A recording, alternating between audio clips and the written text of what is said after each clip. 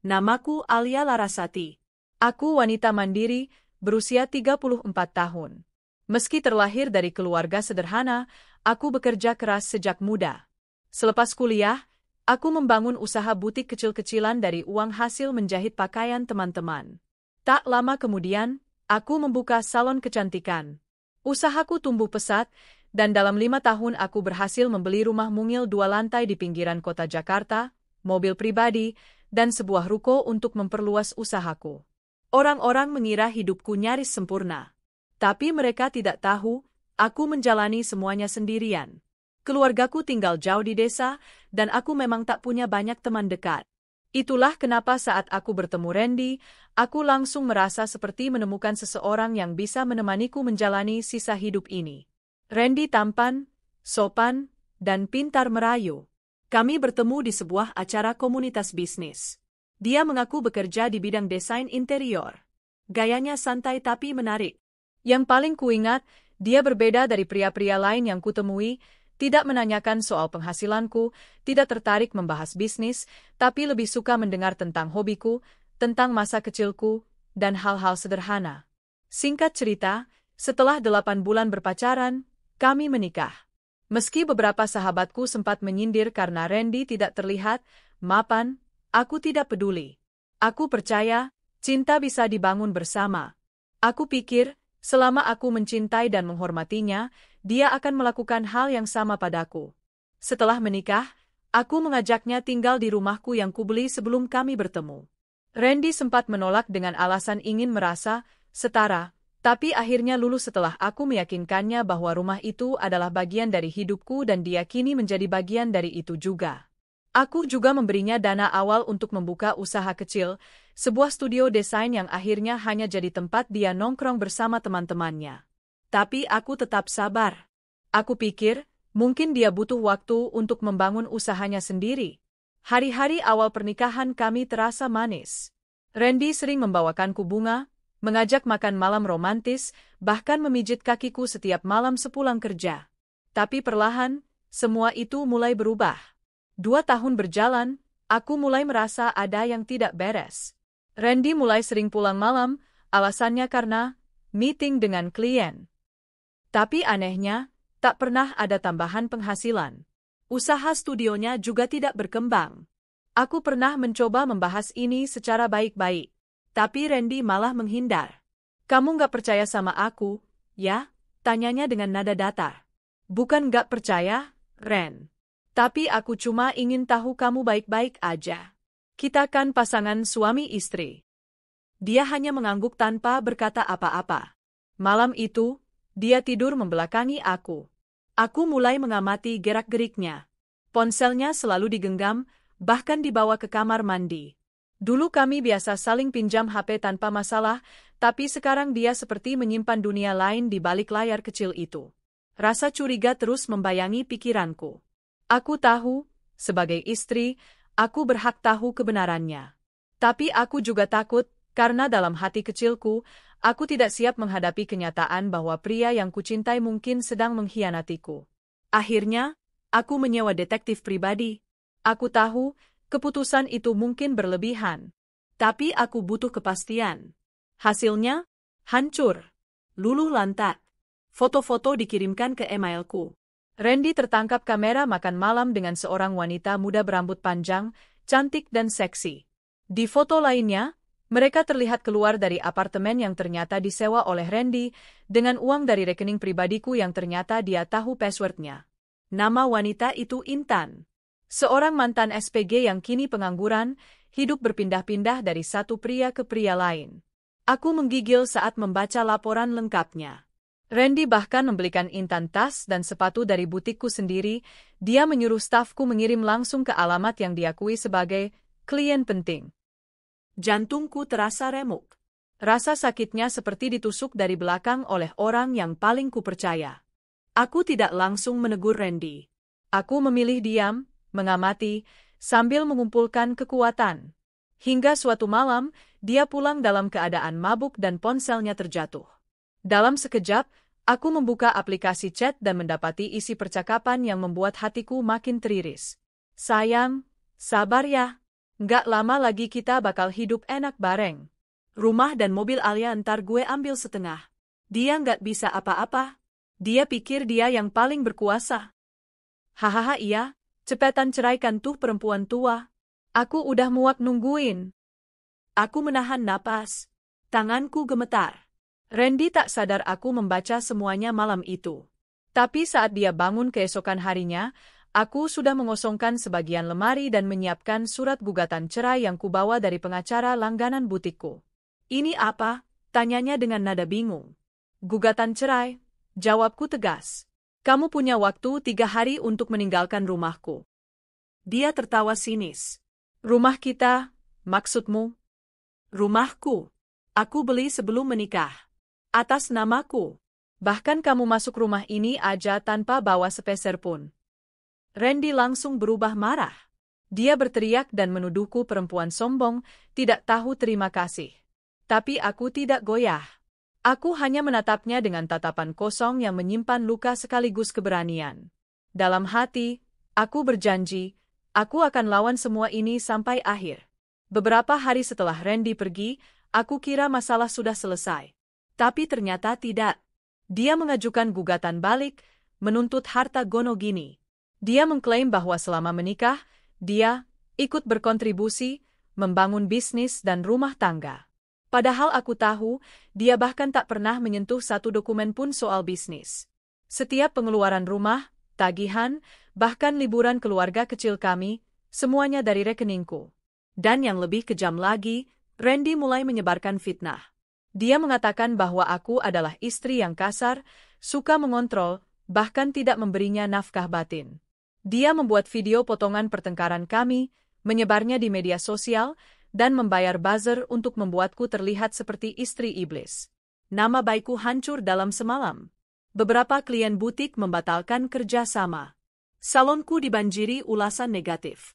Aku menerima ancaman dari nomor tak dikenal, menyuruhku mengalah, dan bagi harta dengan adil. Tapi aku tidak takut. Aku tahu siapa diriku. Dan aku tahu siapa mereka sebenarnya. Aku mulai menyusun bukti. Aku simpan semua mutasi rekening, bukti kepemilikan rumah, surat jual beli mobil, dan video perselingkuhan Randy dengan Intan. Aku juga mempekerjakan tim hukum terbaik yang pernah bekerja sama denganku dulu.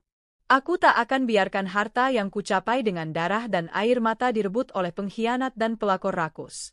Aku tak akan tunduk pada ketidakadilan. Aku akan balas mereka. Bukan dengan emosi, tapi dengan kebenaran dan keadilan.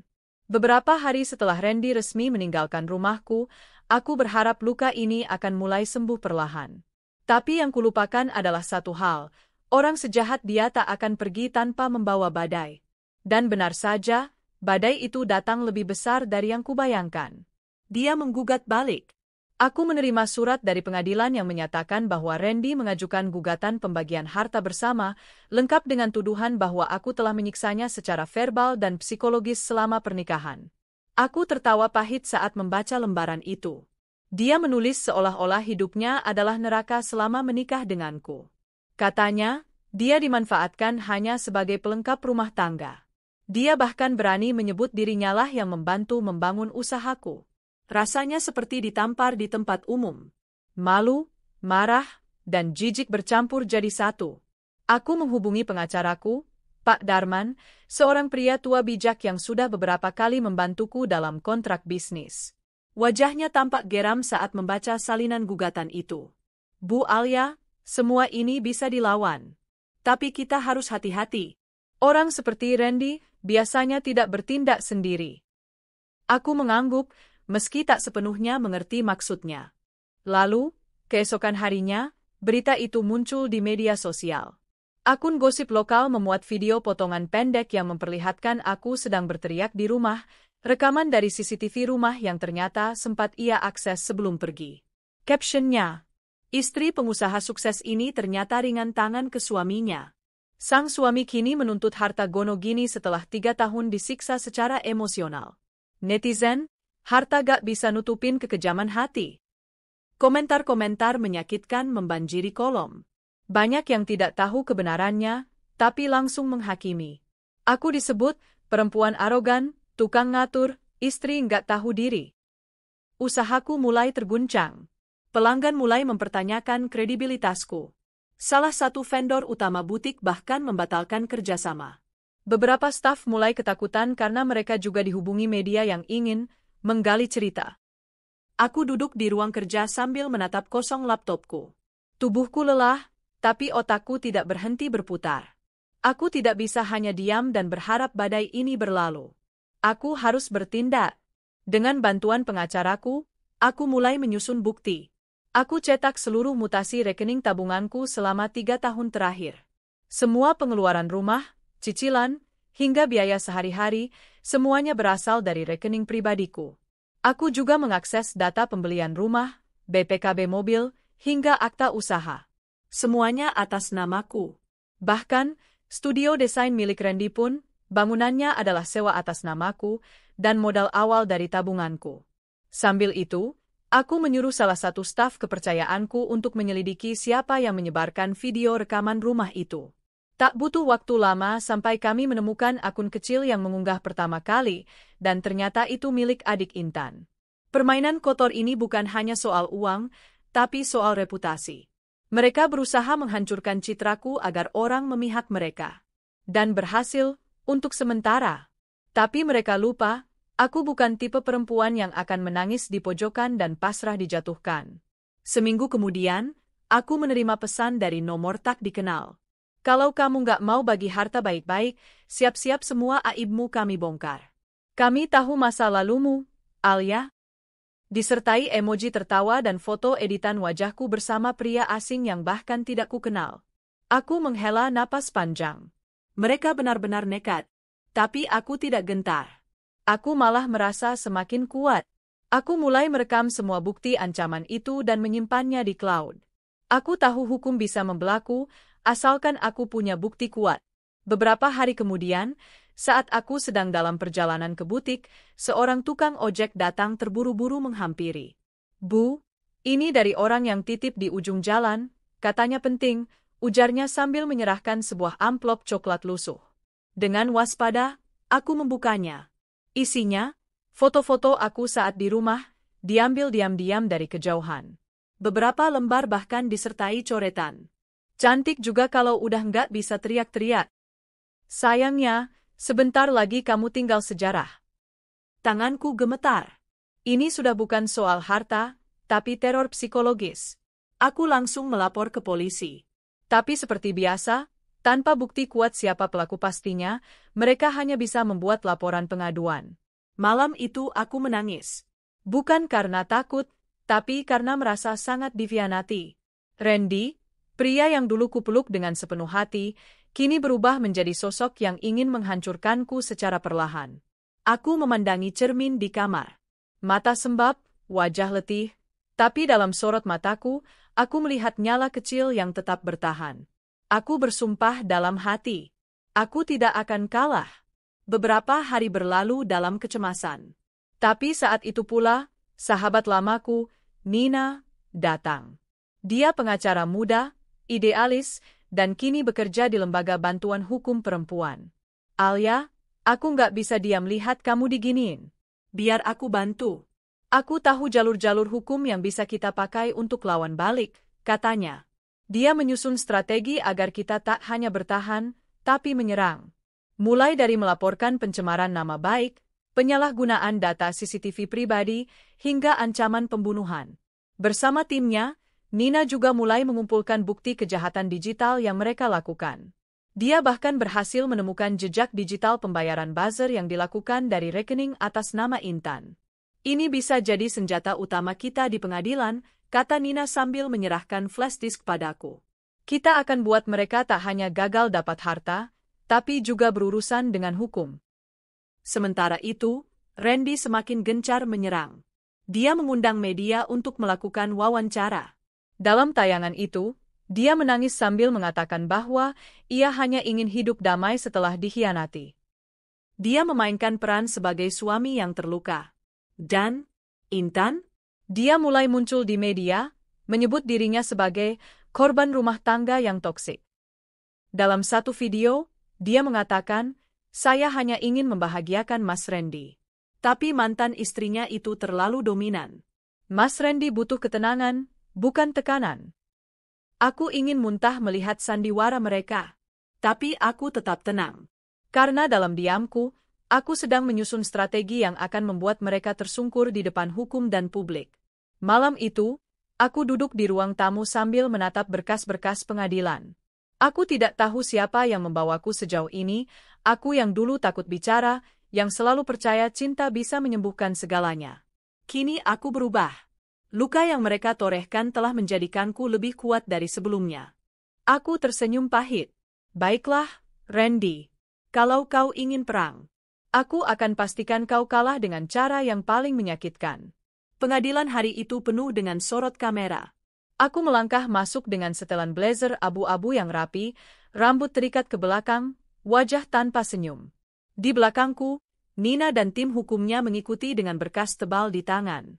Sementara di sisi lain ruangan, Randy duduk bersama Intan yang mengenakan pakaian sopan seolah ingin menampilkan citra wanita baik-baik. Ironis, mengingat perempuan itu adalah penyebab retaknya rumah tanggaku. Randy menatapku sinis.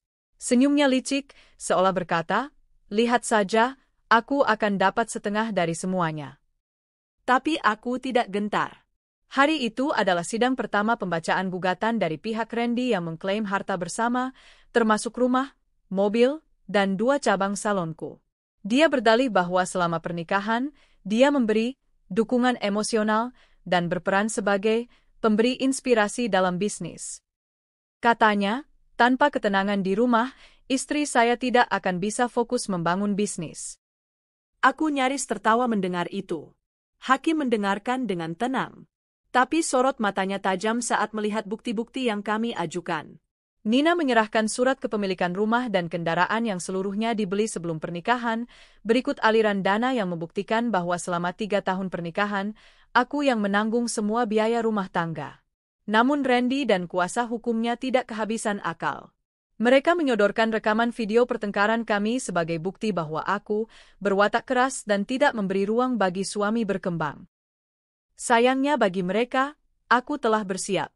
Kami menunjukkan rekaman utuh pertengkaran yang mereka potong-potong, membuktikan bahwa justru Randy lah yang saat itu tengah mabuk dan memaki-maki asisten rumah tangga kami, hingga aku menegurnya. Video yang beredar di sosial media adalah rekaman terpotong yang dengan sengaja disebarkan untuk merusak nama baik klien kami, jelas Nina kepada hakim. Dan kami juga melaporkan bahwa CCTV pribadi rumah Ibu Alia diakses tanpa izin, yang merupakan pelanggaran hukum privasi dan perlindungan data. Aku melihat wajah Randy mulai tegang. Setelah sidang, aku pulang ke rumah dengan kelelahan luar biasa. Tapi dalam hati, aku lega. Aku tahu proses ini tidak akan mudah, tapi aku sudah mengambil langkah besar pertama, melawan balik. Sayangnya, serangan mereka tidak berhenti di pengadilan. Beberapa hari kemudian, saat aku sedang rapat dengan manajer salon, seseorang mengetuk pintu dengan tergesa-gesa. Ternyata kurir mengantarkan surat dari pihak pengacara Randy. Mereka menggugat tambahan harta berupa 1 apartemen kecil yang baru saja aku beli untuk investasi. Alasannya? Dibeli saat masa pernikahan. Aku nyaris melempar surat itu ke tempat sampah. Apartemen itu dibeli sepenuhnya dengan uang hasil penjualan onlineku yang meningkat drastis selama pandemi. Randy bahkan tidak tahu kapan aku membeli properti itu. Aku kembali ke kantor pengacara dan menyerahkan semua bukti transaksi yang memperlihatkan aliran dana dari rekening bisnis pribadiku, bukan rekening keluarga. Mereka hanya menggila, berharap bisa mencaplok semua yang aku miliki demi kehidupan nyaman bersama pelakor itu. Sementara itu, Intan tak tinggal diam. Dia mulai muncul di media sosial, menjadi tamu podcast abal-abal, menceritakan kisah perempuan tersakiti karena dicintai pria yang terikat pernikahan dengan wanita kasar. Aku nggak pernah niat merebut, tapi cinta itu nggak bisa dicegah, katanya dalam satu tayangan, lengkap dengan air mata buaya. Pengikutnya meningkat tajam, dan anehnya, dia malah menerima endorse dari beberapa produk. Dunia ini benar-benar gila. Orang bisa menjual kebohongan dan diubah jadi ladang cuan. Tapi yang paling menyakitkan, dia menyebut namaku secara terang-terangan. Alia itu punya segalanya, tapi dia nggak pernah bisa membahagiakan suaminya. Dia hanya tahu kerja, kerja, kerja. Mas Randy butuh kasih sayang, bukan tekanan. Aku diam. Tidak menanggapi. Biarlah dia bicara. Karena aku tahu, bukti dan kebenaran akan bicara lebih lantang dari drama dan air mata palsunya. Beberapa minggu kemudian, Nina menemukan hal mencurigakan saat menelusuri keuangan Randy. Alia, kamu harus lihat ini, katanya serius. Kami telusuri rekening Randy, dan ternyata, beberapa bulan terakhir dia mentransfer sejumlah uang rutin ke satu rekening atas nama orang bernama Anton Purwanto. Dan orang ini bukan siapa-siapa. Siapa dia? Tanyaku. Orang ini ternyata mantan narapidana. Pernah dipenjara karena kasus pengeroyokan dan pemerasan. Jantungku langsung berdebar. Aku ingat jelas, nama Anton pernah muncul saat aku diancam melalui pesan anonim. Apakah mungkin Randy membayar orang untuk mengancamku? Kami melapor kembali ke kepolisian. Kali ini, bukti transfer dan isi pesan ancaman menjadi dasar kuat.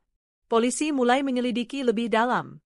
Mereka menemukan bahwa Anton memang pernah berada di dekat rumahku beberapa hari sebelum aku menerima foto-foto ancaman itu. Bu Alia, kami menduga kuat, ini bukan hanya sengketa rumah tangga. Tapi ada upaya mengintimidasi dan bahkan percobaan tindak kriminal, ujar penyidik. Aku menahan napas. Perasaan bercampur aduk, marah, takut, dan muak. Orang yang dulu memintaku menikah dalam balutan putih, kini diam-diam membayar preman untuk menakutiku, bahkan mungkin menghilangkanku. Dan semua ini, demi harta. Aku mulai memperketat keamanan rumah dan salunku. CCTV baru dipasang. Aku juga menyewa 2 pengawal pribadi dari lembaga resmi. Bukan karena aku lemah. Tapi karena aku tahu, permainan mereka semakin nekat. Sementara itu, pihak kepolisian melanjutkan penyelidikan dan mulai memanggil Anton. Lelaki itu akhirnya buka suara. Iya, saya dikasih duit sama Randy. Katanya cuma buat nakut-nakutin. Biar istrinya mau, damai, dan bagi harta, katanya dalam berita acara pemeriksaan. Aku menutup mata, menahan amarah. Jadi ini rencanamu, Randy? Menekanku, menyebar fitnah, menyewa preman, dan menuntut harta yang bahkan tak kau bangun setetes pun dengan keringatmu? Di hari ke-45 sejak sidang pertama, kami kembali ke pengadilan. Tapi kali ini, aku tidak hanya datang untuk mempertahankan hakku. Aku datang untuk melawan. Dengan bukti baru dari kepolisian, Nina menyerahkan dokumen tambahan yang memperkuat laporan pidana terhadap Randy dan Intan atas dasar pemalsuan, pencemaran nama baik, penyebaran video pribadi tanpa izin, dan keterlibatan dalam intimidasi. Hakim menyatakan sidang pidana terpisah akan digelar berdasar laporan yang valid dan didukung bukti resmi dari penyidik. Sementara itu, Hakim menyarankan mediasi terakhir dalam kasus gugatan cerai dan harta gono Gini. Aku menatap Randy di ruangan mediasi. Dia mencoba tersenyum. Alia, kita kan dulu saling cinta. Masa ia nggak bisa bagi baik-baik? Aku tak menjawab. Aku hanya menyodorkan dokumen asli kepemilikan rumah, kendaraan, rekening, dan akta pendirian bisnis. Lalu aku berkata tenang, yang harus dibagi adalah yang dibangun bersama. Tapi dari awal, aku hanya menikahi tubuhmu. Tidak dengan pikiran, niat, atau perjuanganmu. Dia terdiam. Dan untuk pertama kalinya, aku lihat ekspresi Randy seperti orang kalah. Aku bangkit dan berkata kepada Nina, kita lanjutkan sampai akhir. Bukan hanya perceraiannya, tapi keadilan penuh. Hari-hariku setelah mediasi terakhir di pengadilan tidak menjadi lebih tenang. Justru sebaliknya, semakin banyak teror datang dari arah yang tak terduga. Randy dan Intan sepertinya tidak menyerah meski mereka mulai terpojok secara hukum. Mereka mulai bermain lebih kotor, lebih licik, dan lebih kejam. Pagi itu, saat aku baru sampai di salon cabang pusat, salah satu stafku mendekat panik. Bu Alia, maaf, tapi tadi pagi ada orang tak dikenal datang. Dia nyari ibu, teriak-teriak di luar, katanya ibu penipu dan pelakor suami orang. Aku menatapnya heran. Pelakor? Maksudnya aku yang pelakor? Dia bilang gitu, Bu. Katanya ibu merebut suami orang dan musir istrinya yang sah. Aku nyaris tertawa mendengarnya, meski ada rasa getir di dada. Mereka mencoba membalikkan fakta. Tak lama kemudian, Video kejadian itu tersebar di media sosial. Beberapa akun gosip memuat rekaman seorang wanita, ternyata teman Intan, yang pura-pura menjadi istri sah Randy dan menuduhku sebagai perebut suami orang. Tentu saja semua rekaman itu disetting dengan cerdik agar terlihat nyata. Di kolom komentar, netizen terbagi dua. Sebagian memujiku karena tetap tenang menghadapi fitnah itu, tapi sebagian lain terus melempar tuduhan tanpa tahu apa yang sebenarnya terjadi. Aku menghela napas. Fitnah ini mulai menjalar ke ranah yang berbahaya. Nama baikku jadi bulan-bulanan. Bahkan beberapa pelanggan setia di butik dan salon mulai menjauh karena mereka tidak ingin terlibat dalam drama rumah tangga publik figur lokal. Seolah belum cukup, pada malam harinya aku menemukan kaca mobilku pecah. Di dalamnya ada secarik kertas bertuliskan, "Bagilah hartamu sebelum kau kehilangan nyawamu." Itu bukan sekadar peringatan. Itu ancaman serius. Aku langsung melapor ke polisi. Kali ini mereka bertindak cepat. CCTV di sekitar lokasi menunjukkan seorang pria berbadan besar bertudung masuk ke area parkir salon dan memecahkan kaca mobil. Tapi wajahnya tertutup. Dugaan sementara, pelaku adalah orang suruhan. Kami akan selidiki lebih lanjut. Jangan lengah, Bu Alia, ujar salah satu penyidik. Aku mengangguk, berusaha terlihat kuat. Tapi malam itu aku menangis di dalam kamar. Bukan karena takut, tapi karena lelah. Lelah menjadi sasaran kebencian dari orang-orang yang dulu kucintai dan kuberi segalanya. Nina datang ke rumah dengan wajah tegang keesokan paginya.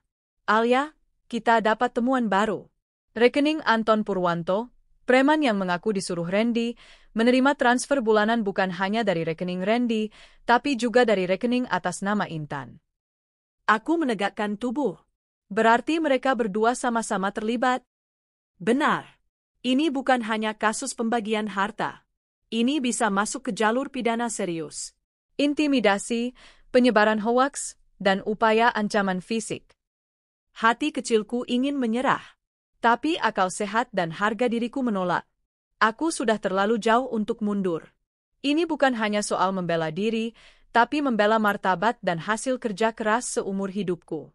Kami segera menyusun laporan tambahan ke kepolisian, menambahkan nama Intan sebagai terlapor bersama Randy. Polisi mulai memanggil saksi-saksi, termasuk staf salon yang melihat teror langsung, tukang parkir yang melihat pelaku malam kejadian, serta ahli IT yang berhasil melacak beberapa akun buzzer yang ternyata diatur dari satu IP, apartemen milik Intan. Randy dan Intan mulai panik. Aku bisa melihatnya dari unggahan mereka di media sosial. Gaya bicara mereka mulai berubah. Intan tak lagi penuh percaya diri, kini lebih banyak menyisipkan kalimat, "Kami hanya ingin damai," atau "Semua ini karena salah paham." Tapi aku tak ingin damai. Bukan karena aku pendendam.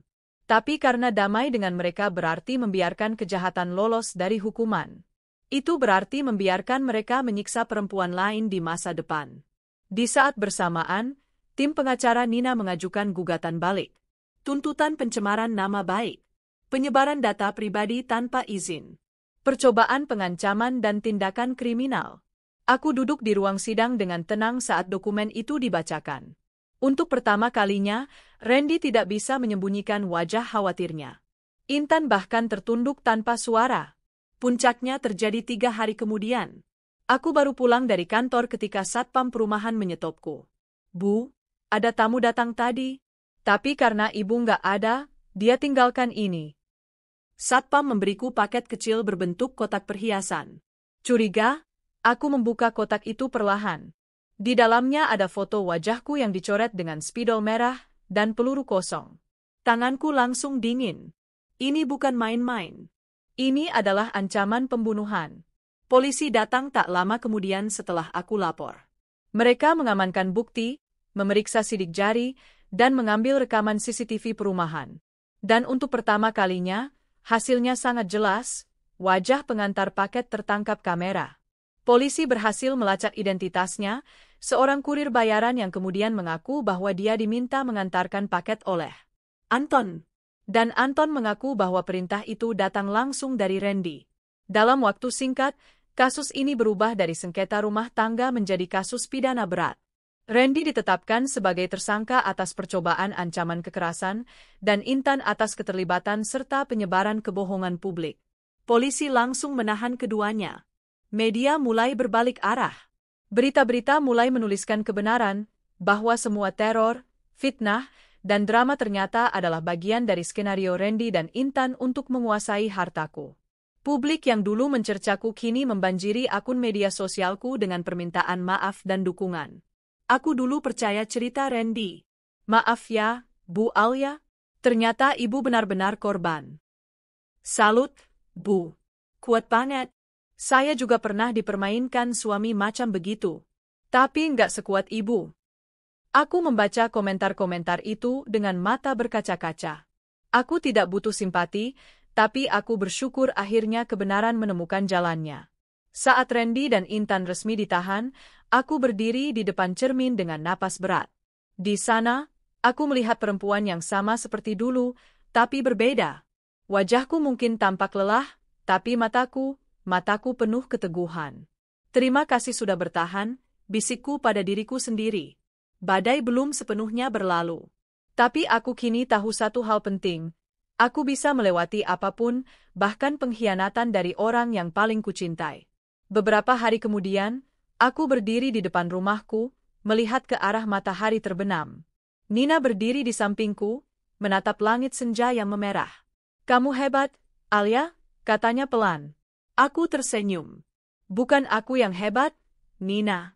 Tapi luka ini yang membuatku kuat. Dan kalian yang tidak meninggalkanku saat semua orang melempar batu." Dia mengangguk. Dan di dalam hatiku, aku tahu. Perang belum selesai. Tapi aku sudah memenangkan satu hal penting, harga diriku. Hujan deras mengguyur malam itu saat Alia duduk terpaku di ruang tamu, memandangi laporan kepolisian yang baru saja diserahkan oleh sahabatnya, Dina, yang kini menjadi pengacara handalnya. Tangannya gemetar memegang salinan rekaman CCTV parkiran gedung apartemen. Dalam rekaman itu, terlihat seorang pria mencurigakan menyelinap ke arah mobil Alia dan mengutak-atik bagian bawah kendaraan. Ini jelas sabotas, Dina, suara Alia bergetar. Dan semua ini, gara-gara mereka. Dina mengangguk, matanya serius. Aku sudah menghubungi penyidik swasta yang dulu kau sewa. Kita juga punya rekaman telepon yang bisa memperkuat dugaan ini. Tapi kita harus hati-hati, Alia. Ini bukan sekadar perebutan harta lagi. Ini sudah sampai pada percobaan pembunuhan. Alia menarik napas panjang. Hatinya mendidih. Dulu ia pernah mencintai Randy setengah mati, kini yang tersisa hanya amarah dan keteguhan untuk membela diri. Keesokan harinya, Dina membawa Alia ke kantor pengacara kenalan mereka yang biasa menangani kasus pidana. Bersama-sama, mereka menyiapkan laporan lengkap, bukti sabotase mobil, pesan-pesan ancaman anonim, serta rekaman suara yang tak sengaja Alia simpan dari panggilan telepon Randy dan Intan yang berbicara tentang menghilangkan penghalang. Dalam rekaman itu, suara Randy terdengar jelas. Kalau dia celaka, itu artinya semua warisan dan bisnis akan jadi rebutan, bukan? Kita bisa pakai nama saudara atau nama orang kepercayaanku buat nerusin bisnis dia. Dan suara Intan dengan tawa sinis. Bagus juga. Toh dia nggak punya anak. Gak akan ada yang warisin langsung. Kamu yang paling berhak. Alia menutup matanya setiap kali mendengar ulang rekaman itu. Dadanya sesak. Dia telah hidup bersama pria yang ternyata tega berniat menghilangkan nyawanya. Demi uang. Demi wanita lain. Sementara itu, Randy dan Intan belum mengetahui bahwa Alia sudah mengantongi semua bukti. Mereka masih sibuk mengatur permainan. Mereka bahkan menyewa seorang pengacara licik bernama Haris yang terkenal bisa memutarbalikkan fakta di pengadilan. Alia itu wanita gila kerja, tidak peduli keluarga. "Klien saya menderita selama pernikahan mereka," begitu bunyi awal tuntutan dari pihak Randy. Tak hanya itu, Intan menyewa buzzer media sosial untuk menyebarkan narasi bahwa Alia adalah istri keras, dingin, dan materialistis. Narasi itu ditelan mentah-mentah oleh banyak netizen. Beberapa mantan pelanggan salon Alia berhenti datang. Bahkan, ada yang menulis review palsu, menuduh Alia kasar dan tidak profesional. Tapi Alia tak tinggal diam. Dengan bantuan Dina, ia membuat laporan balik. Mereka menyusun semuanya dengan rinci dan rapi. Tak hanya tentang sabotase dan percobaan pembunuhan, tapi juga pencemaran nama baik dan upaya penggelapan aset pribadi. Beberapa minggu kemudian, Alia menerima telepon dari penyidik swasta bernama Pak Tegar, pria paruh-baya yang sangat teliti. Saya sudah dapatkan hasil identifikasi pelaku sabotase rem mobil, Bu Alia. Namanya Rao, dan dia mantan narapidana. Rekam jejaknya banyak di kasus penyelundupan dan perusakan aset. Rao? Dahi Alia berkerut. Yang lebih mengejutkan lagi, Rao diketahui beberapa kali menerima transfer dari rekening atas nama Intan Prameswari. Darah Alia berdesir. Bukti itu jelas menguatkan bahwa bukan hanya niat, tapi mereka sudah benar-benar mencoba mencelakainya. Hari itu juga, Alia dan Dina menyerahkan semua berkas ke polisi. Kali ini, dengan bukti yang jauh lebih kuat, polisi membuka penyelidikan resmi terhadap Randy dan Intan atas dugaan percobaan pembunuhan berencana. Media yang awalnya menjelek-jelekkan Alia, mulai membalik arah. Cerita tentang pengusaha wanita sukses yang difitnah mantan suami dan selingkuhannya menjadi topik hangat. Dukungan dari publik mulai berdatangan. Banyak wanita mulai membela Alia di media sosial, menyebutnya inspiratif karena berani melawan kejahatan domestik. Di saat bersamaan, Randy mulai panik. Ia mencoba menghubungi Alia berkali-kali, mengirim pesan merengek dan bahkan berpura-pura menyesal. Alia, aku hilaf. Aku hanya terbawa emosi. Kita bisa bicara baik-baik, kan? Aku nggak serius waktu ngomong itu semua. Tapi Alia tak membalas sepatah kata pun. Beberapa hari kemudian, pihak kepolisian menangkap Rao untuk diinterogasi. Di bawah tekanan hukum, Rao mengaku bahwa dia memang dibayar oleh Intan dan Randy untuk menakut-nakuti Alia. Namun, saat polisi menunjukkan bukti transfer dan pesan yang mengandung niat pembunuhan, Rao tak bisa mengelak. Awalnya cuma disuruh bikin dia ketakutan. Tapi lalu mereka bilang, kalau bisa sekalian bikin dia nggak balik-balik ke rumah. Aku disuruh potong kabel rem. Aku pikir nggak bakal serius. Tapi pas tahu dia hampir celaka, aku nyesel banget. Dengan pengakuan Rao dan bukti transaksi, surat penangkapan dikeluarkan untuk Randy dan Intan. Hari penangkapan tiba. Randy dan Intan ditangkap di apartemen mewah sewaan mereka. Media sudah menunggu di luar, menangkap momen saat Intan menangis histeris dan Randy mencoba menutupi wajah dengan jaket. Aku dijebak, teriak Intan di depan kamera. Tolong, ini cuma salah paham, Randy ikut berteriak. Tapi hukum tak memedulikan air mata palsu. Semua sudah terlalu jelas. Alia menyaksikan berita penangkapan itu dari ruang kerjanya. Matanya berkaca-kaca. Bukan karena sedih, tapi karena akhirnya keadilan mulai berpihak padanya. Dina datang membawa map dokumen, tersenyum puas. Kita menang satu langkah lagi, Alia. Ini baru awal. Tapi kita sudah bisa membuat mereka bertanggung jawab atas perbuatan mereka. Alia menatap langit sore dari jendela. Aku tidak ingin balas dendam, Din. Aku hanya ingin hidupku kembali. Tanpa ketakutan, tanpa fitnah, tanpa lelaki yang menghancurkan rasa percaya. Dina merangkul bahunya. Dan kamu berhasil. Sekarang mereka yang harus menuai hasil dari kejahatan mereka. Malam itu, Alia menulis di jurnal pribadinya. Aku pernah mencintai orang yang salah. Tapi kini aku memilih mencintai diriku sendiri. Bukan dendam yang kubawa, tapi kekuatan untuk tidak takut lagi. Ia menutup bukunya, menyalakan lampu tidur, dan memejamkan mata dalam ketenangan yang baru pertama kali ia rasakan sejak sekian lama. Aku duduk di ruang sidang dengan napas tertahan. Sinar matahari pagi yang masuk lewat jendela terasa seperti cahaya kebenaran yang menyinari jalan hidupku. Di hadapanku duduk Randy dan Intan, keduanya tampak gelisah. Wajah Randy kusut, rambutnya tak lagi tersisir rapi seperti dulu. Sementara Intan, yang biasanya berpenampilan anggun, kini hanya mengenakan pakaian sederhana dan menunduk terus. Setelah semua bukti kukumpulkan bersama pengacaraku, Bu Ratna, akhirnya hari ini tiba juga, hari persidangan. Tuduhan terhadap mereka bukan sekadar soal harta gono gini yang mereka paksakan, tapi juga ancaman percobaan pembunuhan dan pencemaran nama baik. Bu Ratna, wanita parubaya yang kukenal sejak dulu sebagai pengacara handal, berdiri dan membuka dokumen di hadapannya. Yang mulia, Kami telah mengumpulkan bukti yang sah dan kuat bahwa semua harta yang diklaim sebagai milik bersama sejatinya adalah milik pribadi klien kami, Nyonya Alia, sejak sebelum pernikahan. Dia menjelaskan, dari sertifikat rumah, rekening pembelian mobil, hingga legalitas salon dan butik milikku yang memang sudah berdiri sejak 3 tahun sebelum aku menikah dengan Randy. Bahkan saksi-saksi pun dihadirkan, dari notaris hingga mantan pegawai bank tempat aku mengajukan kredit.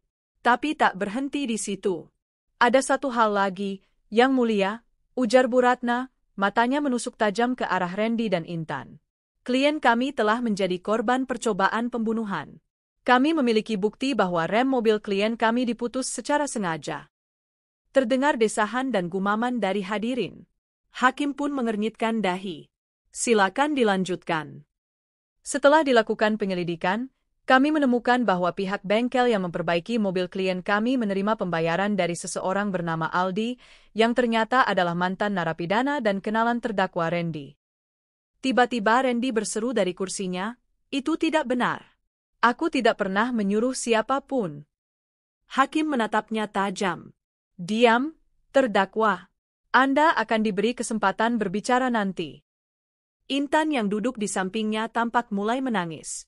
Matanya memerah.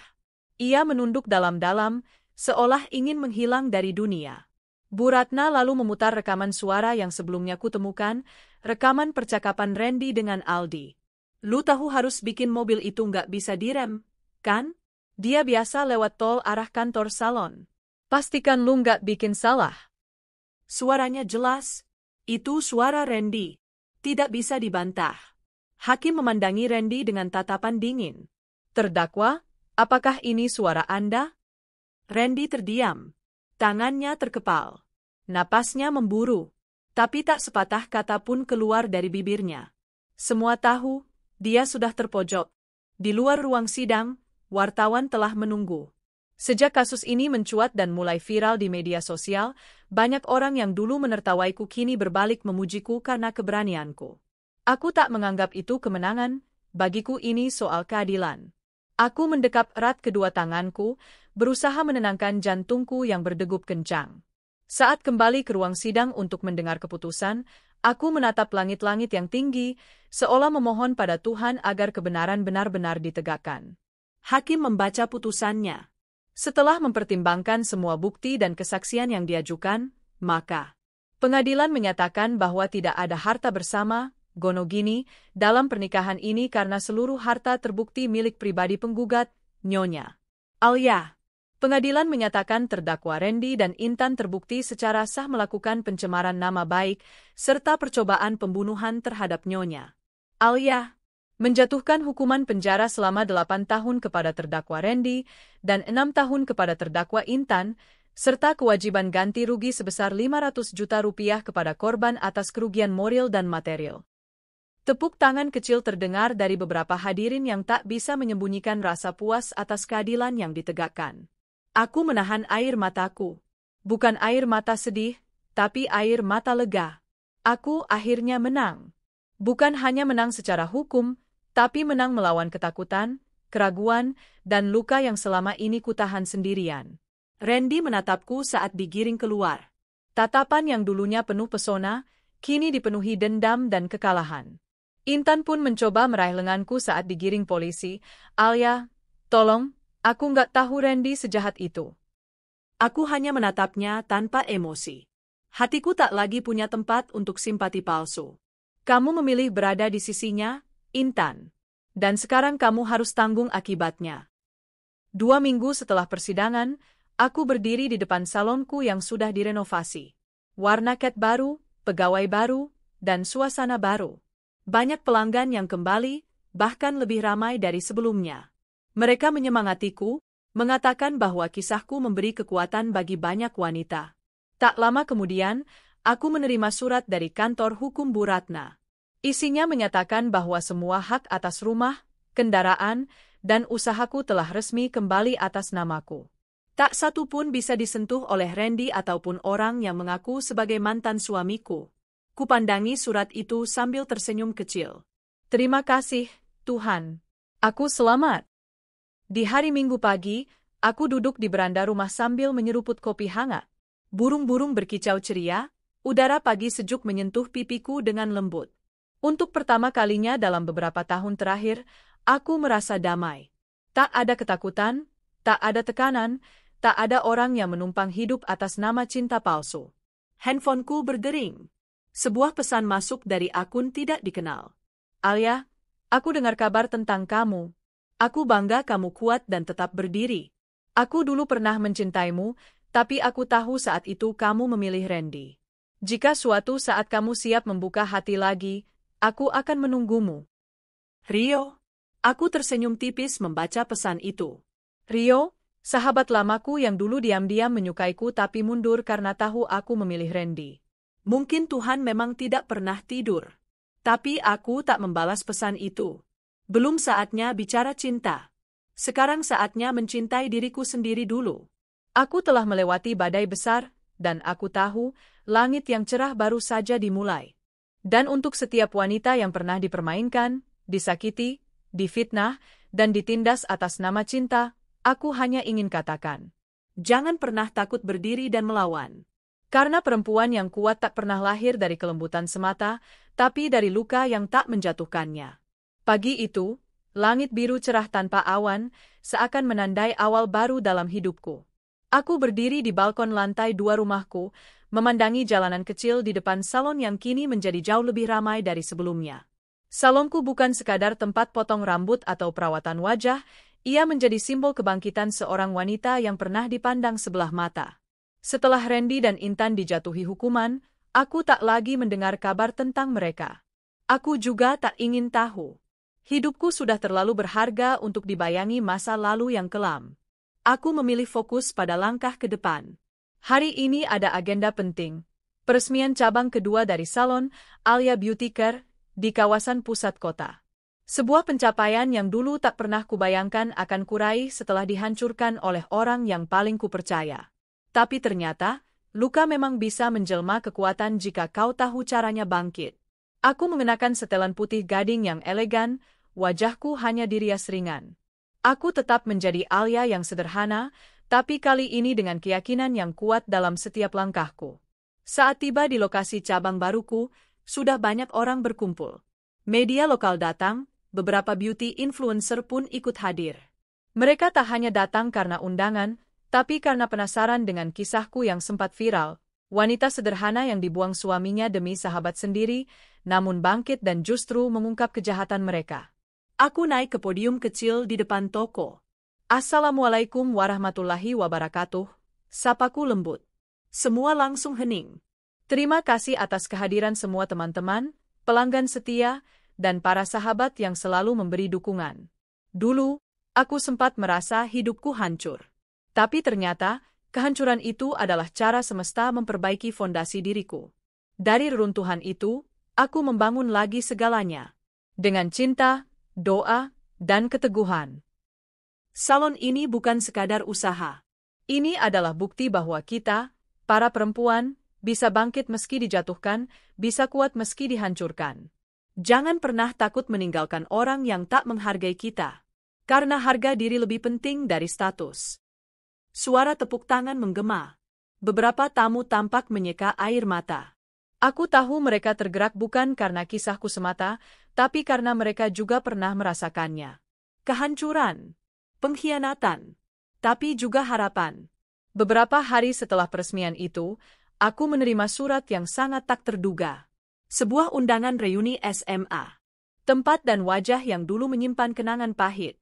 Dulu aku sering dianggap biasa saja, bahkan dipandang sebelah mata. Dan aku sempat berpikir untuk tidak datang. Tapi malam itu, sambil duduk di ruang tamu dan memandangi foto almarhum orang tuaku, aku tersenyum kecil. Aku ingat pesan ibu sebelum beliau meninggal. Nak, jangan pernah ragu untuk menunjukkan siapa dirimu sebenarnya. Dunia terlalu luas untuk sembunyi dari cahaya yang kamu miliki.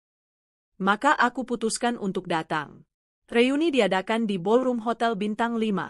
Ironisnya, hotel itu adalah milik salah satu sahabat baruku yang dulu mengenalkanku pada investor salon pertama. Aku memang tidak memiliki saham di hotel itu, Tapi aku dianggap bagian dari keluarga besar mereka karena kerja sama bisnis kami yang terus berkembang. Saat aku memasuki ruangan, semua mata langsung tertuju padaku. Beberapa temanku yang dulu paling cerewet dan suka bergosip melongo tak percaya. Alia, seru seseorang dari meja dekat panggung. Itu Sinta, mantan ketua geng populer sekolah dulu. Dulu dia tak pernah mengajakku bicara selain untuk menanyakan PR atau bahan presentasi kelompok. Sekarang dia berdiri, memelukku dengan ekspresi setengah bingung, setengah terpesona. Kamu berubah banget. Cantik, elegan, kamu kerja di mana sekarang? Aku tersenyum sopan. Masih usaha salon, sama seperti dulu. Tapi sekarang alhamdulillah sudah buka 2 cabang. Beberapa orang mulai bergabung, menanyakan banyak hal, dari bagaimana aku bisa viral, sampai apakah aku benar-benar bercerai karena dikhianati. Aku jawab seperlunya, tanpa dendam, tanpa pamer. Aku tak ingin membalas masa lalu dengan kesombongan. Namun tiba-tiba, Alia, boleh bicara sebentar? Suara itu, tak salah lagi. Suara yang dulu membuatku jatuh cinta. Randy. Dia berdiri di dekat meja buffet, mengenakan kemeja lusuh dan celana panjang yang tidak disetrika rapi. Wajahnya tampak lebih tua, lelah, dan kurus. Rupanya ia bebas lebih cepat karena remisi dan kasus percobaan pembunuhannya ditangguhkan menjadi tahanan kota setelah banding. Tapi jelas, hidupnya sudah tidak sama. Aku menatapnya, datar. Aku hanya ingin minta maaf, ucapnya pelan. Aku mengangguk. Maafmu bukan untuk aku, Ren. Tapi untuk dirimu sendiri. Supaya kamu bisa tidur di malam hari tanpa dihantui rasa bersalah. Intan sudah pergi, ke luar negeri, katanya. Dia nggak mau ikut susah. Aku tidak merasa simpati. Kamu bahagia sekarang? Tanyanya lagi. Aku tersenyum. Aku tenang. Dan itu jauh lebih mahal dari sekadar bahagia. Dia menunduk. Kamu hebat, Alia. Andai dulu aku. Sudahlah, potongku. Andai tidak akan mengubah apapun. Kamu memilih jalanmu, dan aku pun memilih jalan yang membuatku berdiri hari ini. Aku melangkah pergi, meninggalkannya dalam diam. Rasanya ringan. Tidak ada lagi beban. Tidak ada lagi dendam. Aku telah memaafkan, tapi tidak akan pernah melupakan. Beberapa bulan kemudian, salonku cabang ketiga dibuka. Kali ini di luar kota. Aku diberi kesempatan menjadi pembicara di Seminar Nasional Perempuan Tangguh. Aku juga mulai menulis buku, sebuah catatan tentang luka, kekuatan, dan kebangkitan yang kualami. Judulnya, Dari Istri yang Dibuang, Menjadi Ratu Tanpa Mahkota. Buku itu laris. Banyak perempuan mengirimiku pesan, mengaku merasa terwakili. Mereka bilang kisahku memberi mereka keberanian untuk bangkit. Beberapa bahkan mengundangku ke kota mereka untuk membagikan kisah dan membuka salon cabang baru. Dan aku selalu mengatakan hal yang sama. Ketika kau tidak dihargai, bukan berarti kamu tidak bernilai. Mungkin kamu hanya berada di tempat yang salah, bersama orang yang salah. Tapi begitu kamu temukan dirimu kembali, kamu akan tahu betapa luar biasanya kamu sebenarnya. Kini, setiap kali aku menatap cermin, aku tidak lagi melihat wanita yang pernah dihancurkan oleh cinta palsu. Aku melihat Alia yang kuat. Alia yang bisa memeluk dirinya sendiri dan berkata, kamu pantas untuk dicintai, tapi kali ini dimulai dari mencintai dirimu sendiri dulu. Dan untuk semua wanita yang sedang bertahan, yang sedang terluka, yang sedang dilecehkan, ditinggalkan, diabaikan, diremehkan, bahkan disakiti, kisahku adalah untuk kalian. Aku menulis ini bukan karena ingin dipuja. Aku menulis ini karena aku tahu, di luar sana, banyak Alia-Alia lain yang hanya butuh sedikit cahaya untuk bisa bangkit dan bersinar.